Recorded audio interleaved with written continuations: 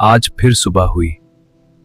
सूरज रोज की तरह उगा, लेकिन न जाने क्यों आज उसकी रोशनी में पहले जैसी गर्माहट नहीं थी। मैं अपने डॉगीज बाली, चीकू और लीची को लेकर बाहर निकला। वे हमेशा की तरह उत्साहित थे। उनके लिए हर सुबह एक नया उत्सव होती है, लेकिन मेरे भीतर न कोई उत्सव था, न कोई प्रतीक्षा। सड़क पर वही शोर था, गाड़ियों का शोर, हॉर्न का शोर। मेरी बात सुन के बीच भी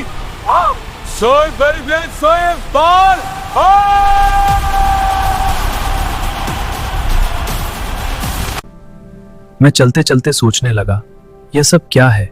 यह शरीर, यह जीवन, यह भागदौड़, आखिर किस लिए? कल जो कोशिकाएं मेरे शरीर का हिस्सा थीं, आज वे मर चुकी हैं, और आज जो जीवित हैं, वे कल नहीं होंगी। मैं हर दिन थोड़ा थोड़ा खत्म हो रहा हूं, और इसी खत्म होने को लोग जीना कहते हैं।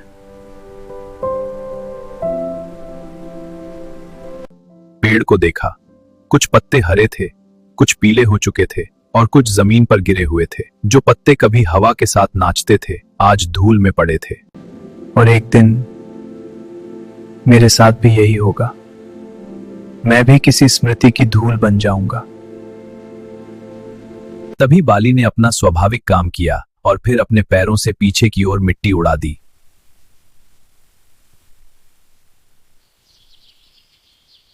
वह मिट्टी पास खड़े कुछ ऑटो चालकों पर जा गिरी। क्षण भर के लिए मैं ठिठक गया। मन में हल्की सी झिझक आई। शायद वे नाराज होंगे। कोई बात नहीं अंकल, इसे आज संडे है, इसे ही संडे मनाने दो। हाँ बिल्कुल, इसे मजा आ गया। साफ कपड़े भूल जाओ, कोई शिकायत नहीं, बस ये सुकून है। हाँ स्वीकार है। कोई गमन नहीं, गुस्सा नहीं।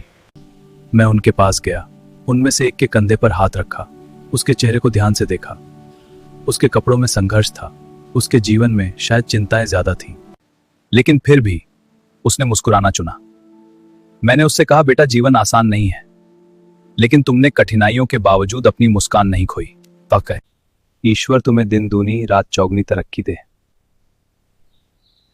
शायद उसे मेरी बात का पूरा अर्थ समझ नहीं आया, लेकिन मुझे उसकी मुस्कान का पूरा अर्थ समझ आ भी गया। हाँ, मुझे भी।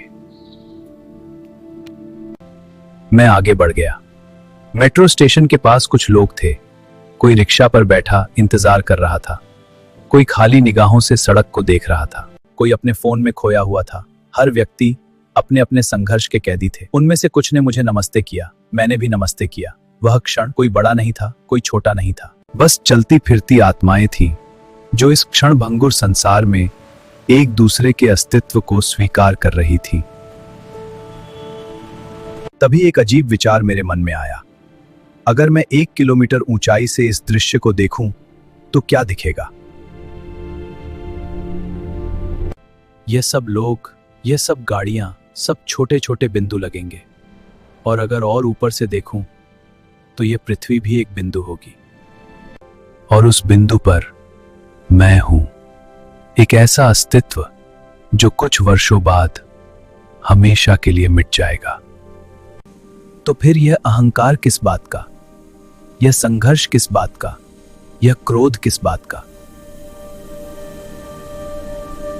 जब अंत में सब कुछ समाप्त हो जाना है, महल खंडहर बन जाएंगे, नाम भुला दिए जाएंगे, चेहरे स्मृति से मिट जाएंगे। जो बचेगा वह न धन होगा न पद होगा, बस कुछ दुआएं, कुछ मुस्कानें और कुछ नमस्ते। जब मैं बाली, चीकू और लीची को लेकर घर लौटा तो बाली, चीकू और लीची शांत होकर अपने अपने बेड पर लेट गए। बाली, चीकू और लीची ये बेजुबान वर्तमान में जीते हैं। न तो अतीत का पछतावा होता है, न भविष्य की चिंता। और एक मैं जो स्वयं को बुद्धिमान समझता हूं, न अतीत से मुक्त हो पाया हूं और भविष्य की चिंता अलग से। सही मायने में बुद्धिमान यही बेजुबान है। आज एक सत्य समझ आया है, शांति कहीं बाहर नहीं है। शांति न जंगल में है, न पहाड़ों में है। शांति केवल एक स्थान पर है, स्वीकार करने में। जिस दिन मन स्वीकार कर लेगा कि सब कुछ अस्थाई है, उसी दिन शोर समाप्त हो जाएगा और मौन जन्म ले लेगा। और शायद जीवन का अंतिम उद्देश्य यही होगा, शोर के बीच अपने भीतर के मौन को खोजना।